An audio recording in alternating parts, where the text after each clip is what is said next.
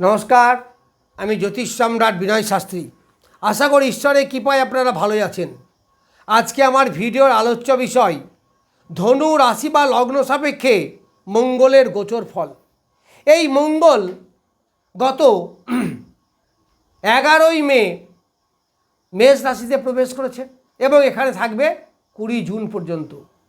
তাহলে এই যে নিয়ার অ্যাবাউট 1.5 মাস স্বক্ষেত্রস্থ মঙ্গল ধনু রাশি বা লগ্ন সাপেক্ষে কীরূপ ফল দেবে। দেখুন, প্রথমেই আছে তত্ত্বের কথাই। ধনু রাশি হচ্ছে অগ্নিতত্ত্ব, মঙ্গল হচ্ছে অগ্নিতত্ত্বের গ্রহ। আবার এই মেষ রাশি বা লগ্নও কিন্তু অগ্নিতত্ত্ব। তার মানে মাছ জলে ভালো থাকে, পশুরা বনে ভালো থাকে। তাহলে মঙ্গল এখানে নিজ তত্ত্বে থেকে এবং স্বক্ষেত্রস্থ, ফলে চরম বলবান মঙ্গল। এই মঙ্গল আপনার জীবনকে স্বর্ণময় করে তুলবে। কেন তুলবে? দেখুন, প্রথম হচ্ছে মঙ্গল ধনু রাশি বা লগ্ন সাপেক্ষে দ্বাদশপতি এবং পঞ্চমপতি। পঞ্চমপতি পঞ্চমে দারুণ ভালো ফল দেবে। প্রতিভার বিকাশ, এই সময় থেকে বুদ্ধি, ব্রেন, সঠিক ডিসিশন নেওয়ার ক্ষমতা, এগুলো দারুণভাবে থাকবে। যারা হায়ার এডুকেশন আছেন তাদের আয় উপার্জন তাদের পড়াশুনো বেশ ভালো হবে। টেকনিক্যাল লাইন, কেমিক্যাল লাইন, এইসব লাইনে যারা আছেন, মেডিসিন লাইন, মেডিকেল লাইন, তাদের দারুণ ভালো সময়। এই সময় আপনার রোগ প্রতিরোধক ক্ষমতা বাড়বে, অনেক বেশি বৃদ্ধি পাবে। যারা দীর্ঘদিন ধরে কোনো রোগে ভুগছিলেন, বিশেষ করে রক্ত দূষিত পীড়া, কোনো ঘা, আলসার টাইপ, এইগুলো, স্কিনের প্রবলেম,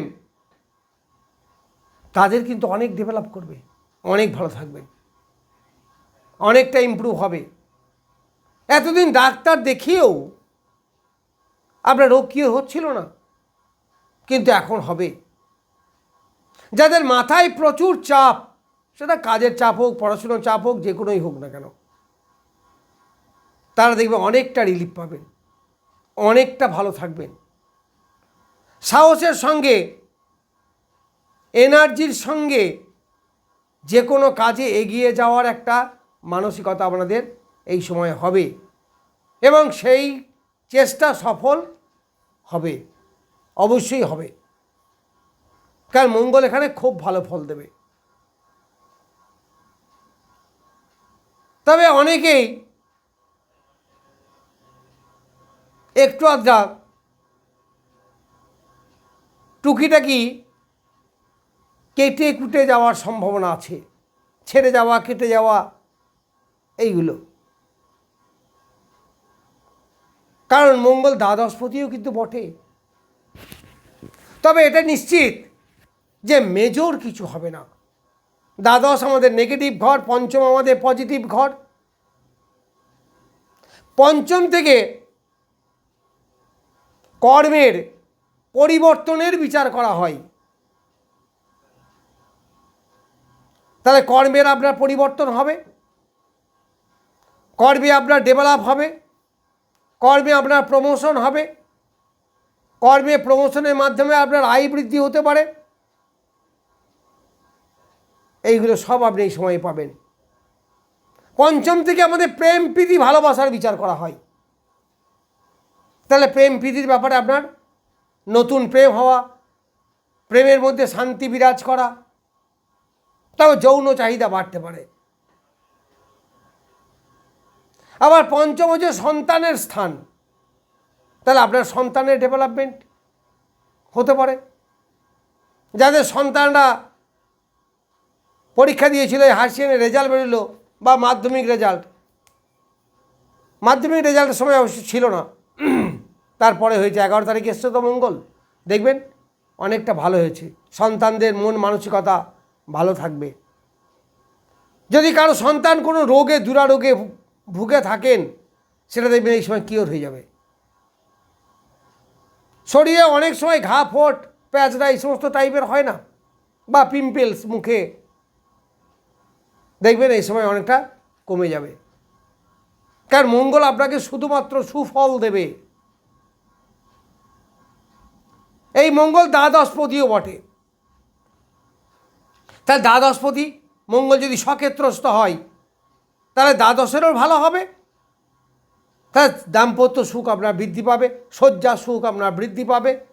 যারা কর্মস্থল অনেক দূরে বা দূরে পড়াশুনো করতে গেছেন, অনেকে আমরা বাইরে গিয়ে হোস্টেলে মেসে থেকে পড়াশুনো করি, অনেকে কর্মের উদ্দেশ্যে এই রাজ্য থেকে অন্য রাজ্যে যাই বা জন্মভূমি থেকে অনেক দূরে যাই, তাদের দেখবেন কর্মের ডেভেলপ হবে, কর্মে উন্নতি হবে, বেতন বৃদ্ধি হতে পারে।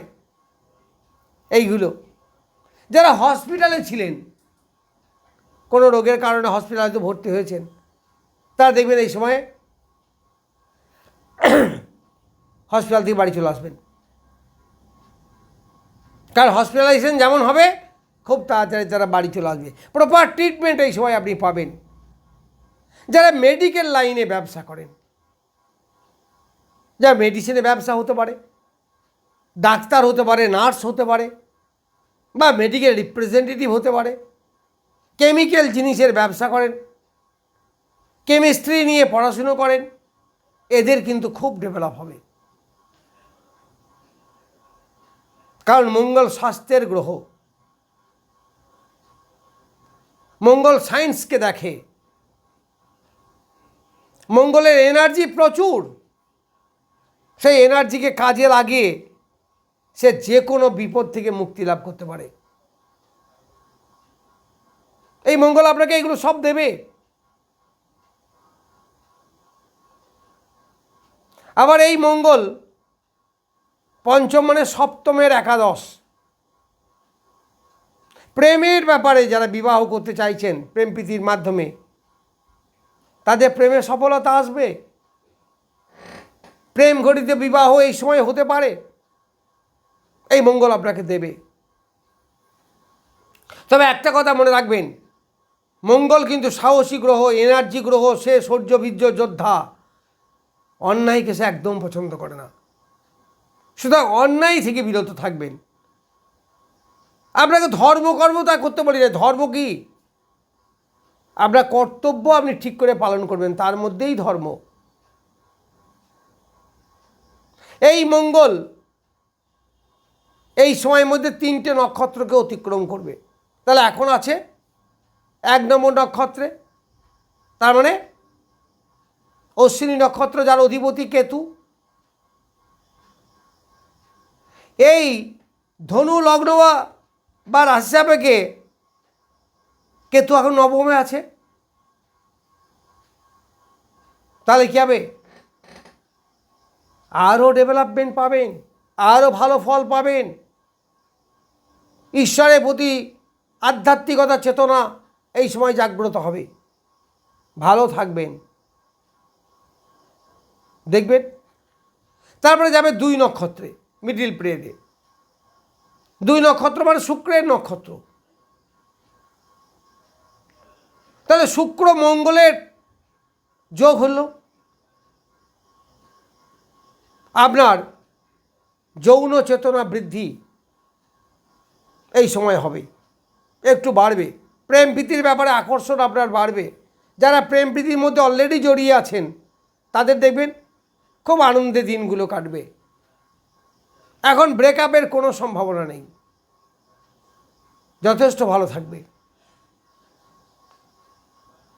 তারপর শেষে 3 নক্ষত্রে যাবে, রবির নক্ষত্র, রবি মঙ্গল মিত্র, তাহলে মিত্র নক্ষত্র পাচ্ছে। আবার এই ধনু রাশি বা লগ্ন সাপেক্ষে রবি হচ্ছে নবমপতি, আছে কোথায়? পঞ্চমে বসে আছে, যদিও ষষ্ঠে যাবে খুব তাড়াতাড়ি, সম্ভবত আগামীকালই। তাহলেও অনেকটা ভালো ফল পাবেন, কারণ নবমপতির নক্ষত্রে। তাহলে মঙ্গল আপনাকে এই সময় একটা উন্নতিমূলক পরিবর্তন দেবে। যাই হোক, আমি ধনু রাশি বা লগ্ন সাপেক্ষে মঙ্গলের গোচর ফল সম্বন্ধে কিছু বললাম। নমস্কার, আজ এ পর্যন্তই।